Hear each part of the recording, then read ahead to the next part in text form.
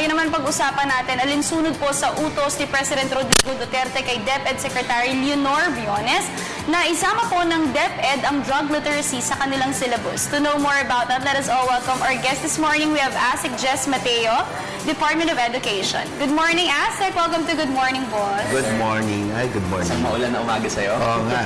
Alright, pag-usapan natin ito kasi kung matatandaan natin, Jules, ASEC 2003 na ang National Drug Education Program ay sinama nila sa mga subjects ng science o MAPE. Paano po yung magiging sistema nito na magkakaroon na ba siya ng sariling subject, itong drug literacy? Well, isa yon sa pinag-aaralan. Pero kagaya ng sinasabi nga namin, yung pagpapatupad nitong mga bagay na to, tungkol sa drug literacy at ano pang bagay, hindi lamang dapat sa DepEd yan eh. Sa katunayan nga, may dala akong ditong study na sinasabi na para maging effective yung o successful ang isang programa, kailangan may involvement to ng mga bata, tsaka yung community, no? Mas lalo na yung local government units. Kasi ilang oras lang naman ay ni-spend ng bata sa paaralan. Ngayon, babalik ako doon sa tanong mo, nakapasok ba to sa ating curriculum? Nakapasok to, no? Kamukha na lang doon sa MAPE, yung music, arts, physical education, and health, no? Naka-embed to. At saka doon sa ibang mga science subjects. Sa katunayan nga, hindi lamang sa isang grado yun eh.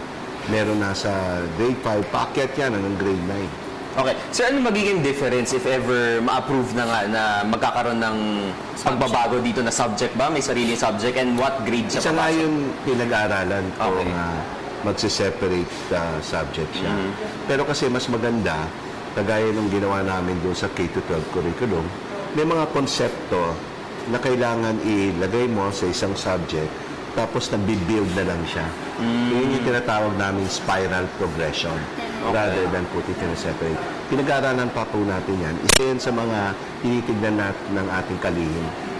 Hindi, kasi gusto ko rin malaman anong grade ba ipapasok kasi baka naman pag masyado pang bata, let's say grade 2, 3, or ipasok mo na Ngayon, ganun. 4 ata yung Hindi ba pumapasok masyadong sa maaga 4? rin sila ma-expose sa mga ganito? And of course, yung curiosity, yun din yung naiisip ko, baka mas Mabigyan makasama. sila idea. Oo, magkaroon sila ng idea. Kaya nga, Kwan, sa ngayon, mayroon itong nasa grade 4 siya. Nakapasok na siya as early as 2003 na may mga subjects na may mga concept about the proper use of medicines, ano yung... So more of scientific ang tinuturo? Muna. Siyempre, magkakwan yan eh. Magpo-progress yan into a more general kwan na specific discussions on drug regulation. ASEC, sabi ni Ma'am Briones na yung basis daw before nung drug literacy na nasa mga libro na nga ng MAPE is more on science-based, yung pinanghugutan. Pero Kailangan eventually, practical. ang practical daw. So, paano po ituturo na ito, drug addict to or pusher to? Well, yun nga. Kailangan talaga makapagtulungan tayo. Sa katunayan nga, si PNP Chief De La Rosa. Nandun po siya, no? Nandun siya nung nag-turn over. Para nga kailangan talaga ng magandang pag-uugnayan yung mga ahensya ng pamahalaan, mas lalo na yung ating kapulisan. No?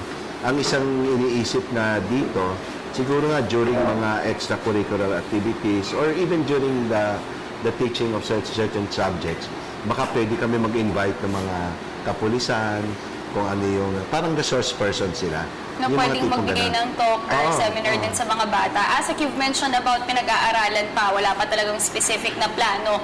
Are we Tungkol dun sa tungkol sa kung gagawing separation. subject, yes. Are we looking at any time frame?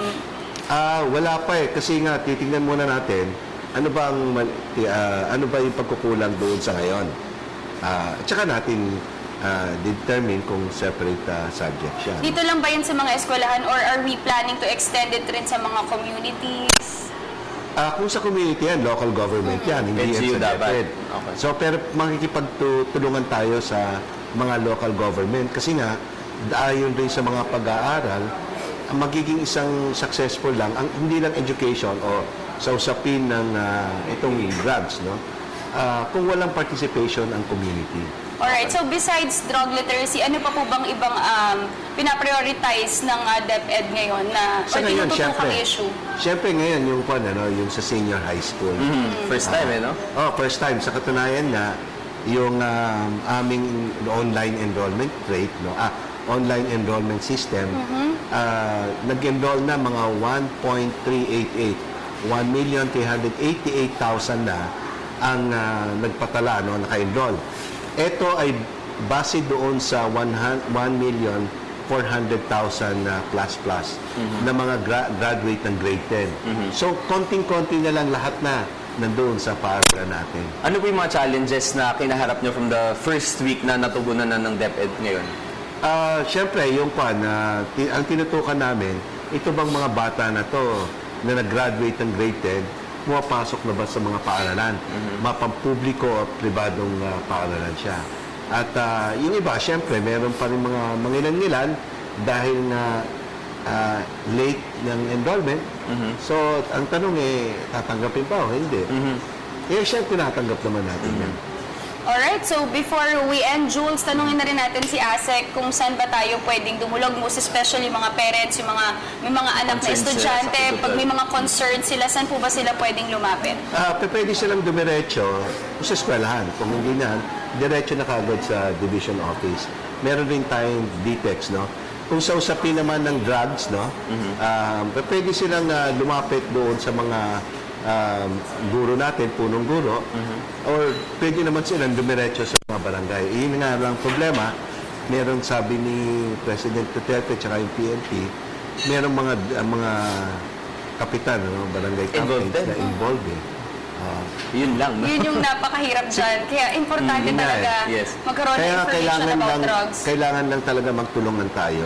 As a last note siguro, sir, as regards dun sa sinabi ninyo, ano yung policy recommendation siguro na maaari nyong isuggest para syempre ma-involve yung iba't ibang mga communities? Kasi usually DepEd agad yung na pagbubuntuan ng sisi kapag education yung may kasalanan nito. Well, isa dito, yun lang, kailangan nating, ang recommendation lang namin, kailangan lang talagang improve yung collaboration ng bawat agency, no, government agency involved in this issue, no. Okay. So nandiyan ng PIDEA dapat, PIDEA. ang kapulisan natin, nandiyan ng DepEd, nandiyan ng lokal na pamahalaan, nandiyan ng Department of Health, no.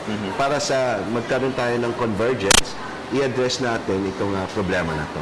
Right? Alright. Thank you so much. That was Asek Jess Mateo ng Department of Education. Thank you so much for joining us this morning.